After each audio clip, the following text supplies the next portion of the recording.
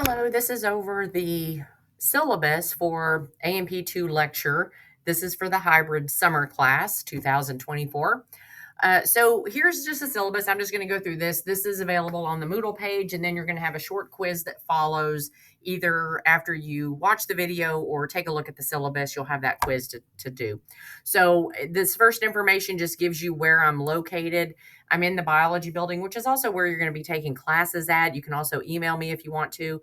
Now, for the summer, I don't normally have appointments. Because I'm teaching all day long from 8 o'clock in the morning to 5 o'clock in the evening, 5:30 in the evening. So it's a long day, but I don't have a lot of time in between. So just send me an email. The best way to get in touch with me is to send me an email because again, we only are in school Monday, Tuesday, and Wednesday is when the summer session goes. So if you call my phone, my office phone number on a Thursday, I'm not going to get that message until Monday morning or Monday afternoon. So the best thing to do is just to honestly email me. The textbook. The textbook is the second edition Anatomy and Physiology OpenStax textbook. I've given you a hyperlink here, a QR code that will link it straight to the textbook. Now, you should have it from AMP1, but if you don't, that's perfectly fine. You can either purchase it in the bookstore or you can also access this completely online. So you can take a look at the web version and access that book whenever you want to, or you can download a PDF of the entire book or just the sections that you want. So if you don't want to purchase the book from the bookstore, as long as you have access to it, that's perfectly fine. You do not need to bring this to class. This is a resource for you. Not anything I'm going to say, let's turn to page 5 or anything like that. So definitely you can leave that at home.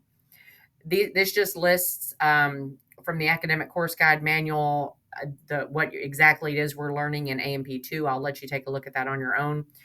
The thing you're probably interested in is what are we going to learn in the class? So this breaks the content down into various tests.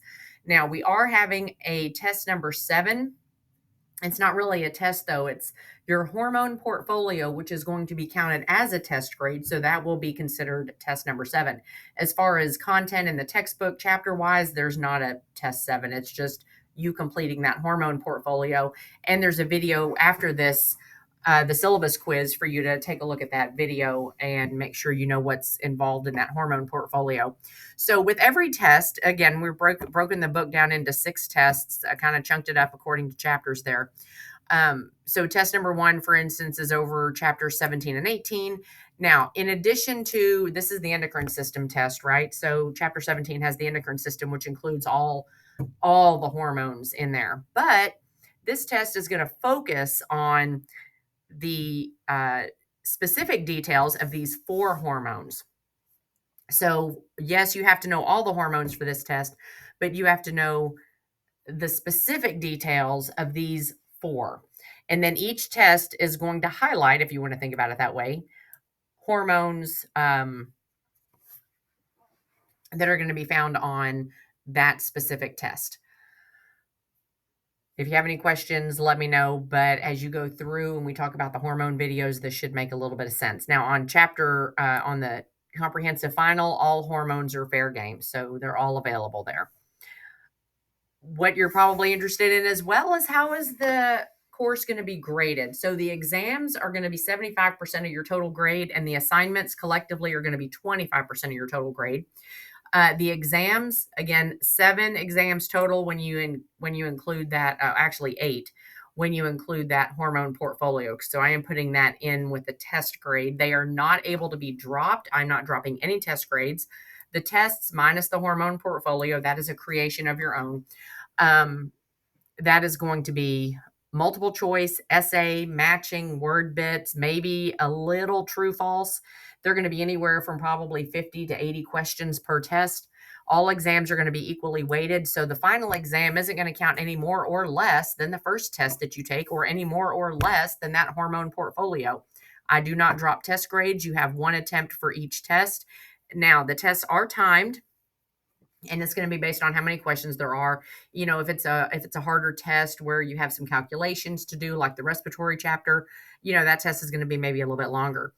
All the tests, with the exception of the final exam, are going to be in the testing center. So make sure you're aware of the testing center dates, times, openings, closings, and all of that stuff, where it's located at.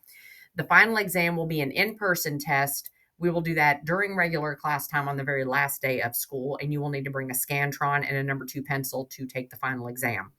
More to come on that. So the maximum grade you can make on any test is 100. The maximum grade you can make on any assignment is 100. So if you get bonus points and it puts you over a 100, the 100 is going to be recorded in the grade book. And what you're going to do is I'm going to kind of bank those bonus points and divvy those up to you at the end of the semester if there are any bonus points to add on then. So that's when the bonus points will be put into your average at that point. If you don't take the test by the deadline, there will be a grade penalty. Depending on how long you wait until after the deadline will depend on how the grade is going to be adjusted accordingly. Obviously, the longer you wait to take that test, the less points you're going to be able to receive in total, right? So I'm going to take more points off if you have to wait longer than a day or 2 days. If you're waiting 4 days later and then saying, oh, I forgot to take the test, then you're going to get more points off than someone who just waited a day. My suggestion is, we've only got 5 weeks and we have got 6 tests and a final. You don't have time to miss a test. You're going to just kind of snowball. It's going to be a snowball effect. So don't do that. So make sure you get your test taken on time. All the assignments are going to be within the Moodle page or other activities maybe that I could send out to you guys to do for homework or something. So total, they're going to be 25% of your overall grade. I am dropping the lowest in this section. So if you miss an assignment, maybe you forgot to do it or whatever, I do drop the lowest. Okay. There is no, I forgot to do the assignment. Can you reopen it? That's not happening for the assignments. I will do it for the test, but I'm not doing it for any of the assignments. Bonus work, there's really not any bonus work.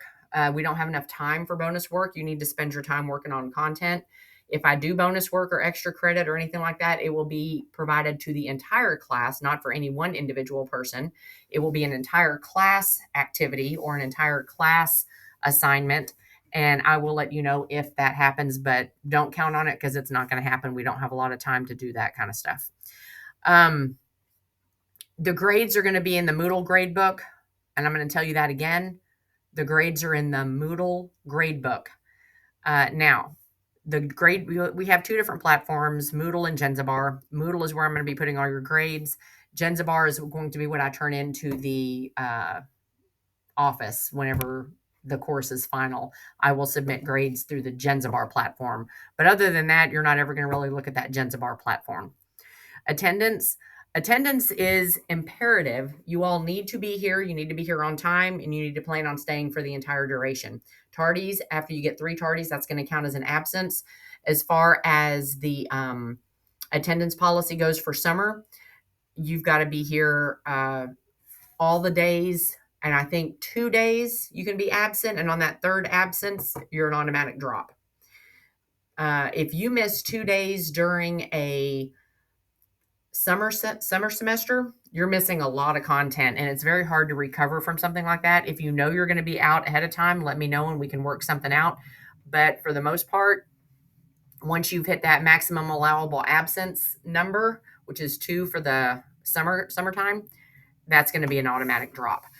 I also look at, when I'm fixing to drop somebody, what all you have completed in the Moodle shell. So if you have got 2 absences and you have completed every activity and done every test on time, I may give you one more day.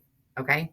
If you're sitting at 2 absences and you're missing test grades and you're missing Moodle assignments, that's going to be a drop. Okay. Because you're not going to be able to make that up and still pass the class. So if you're going to be absent, you need to let me know and keep me up to date on stuff. Makeup policy. On tests, yes, I will reopen that for a penalty. Assignments, no. If you don't turn your portfolio in on time, again, you're already turning that in at the end of the semester, your hormone portfolio, like 1 or 2 days before the last day of class. So if you there's no time to really turn that in late because it's already at the end of the semester. So if you don't turn that, I'll give you probably 1 day grace period where you could turn it in late for a penalty, but you can't turn it in on the day of the test. So by the time we take the final exam, if you haven't turned it in, that's going to go down as a 0 as a test grade. So be sure when you're taking tests and doing work and things like that, that you're following the academic integrity of the school. You don't want any kind of disciplinary action to um, come upon you. So make sure you're honest in your work and the work is yours. That includes any kind of chat GPT or AI help of any kind. Cell phones, especially, this is going to be true for when we take our final exam. That's the only exam we give during class. So your cell phone is going to need to be off. Class behavior, again, we're all adults here. Don't be disruptive. If you get a phone call, step out of the room and take it. If you need to go to the restroom or something, just get up quietly and leave and come back. I'm not really picky on that, but just no disruptions, no snoring or anything like that. If you have a disability, you need to talk to Tanya Blaze. She's going to be located in the Academic Commons Library, and she will then make me aware of how we're going to address that. Okay, so that information has to come from her, as far as I'm concerned, not the student. So the student telling me there's a disability, that's not going to cover it. I've got to have the information coming from Tanya Blaze. So there's a process. If you need help with where she's located or how to get in touch with her, just let me know. Financial aid. I don't know if any of y'all are receiving financial aid for the summer, but if you're going to think about dropping the class, please go talk to financial aid first. Technology, you're going to have to be able to access a computer and the internet from someplace other than the classroom, because you're going to be required to do things outside of normal class time. If you have problems with technology, then you need to contact the TC help desk, and they, especially with Macs. I'm not familiar with Macs at all, so I can't really help you there. If you're having a problem downloading something, I will tell you that as a student at Texarkana College, you are eligible for free Microsoft Office. So that's Word, PowerPoint, Excel. You're able to get all that for free just because you're a student. So if you're having trouble downloading my PowerPoints, it could be because you just need to get PowerPoint on your computer. And again, all that you can get help from the help desk on how to get that. If you're having trouble with a food insecurity issue, affording groceries, getting enough food to eat, anything like that, Tanya Blaze again is the person you should contact about that. Now, if you're comfortable, you're welcome to contact me. I'll be happy to, get you where you need to go to make sure you have what you need to survive. So if you have any questions, let me know. We also have I didn't put it on here, but we also have a counselor on campus. Her name is Laretha Loudermilk, and I believe she's got someone else working in her office. I don't know his name. I'm sorry. But they are free to our Texarkana College students. So if you have a need to go talk to a counselor, um, let me know, and I'll be happy to get you her contact information. Again, she's here at TC, has an office here at TC. Uh, so you're welcome to go by and stop by and set up appointments or whatever you need to if you need to talk to a counselor of any kind. And that's it for the syllabus. I will say that I did not put on the syllabus the course schedule, the day by day schedule. That's going to be available on the Moodle page.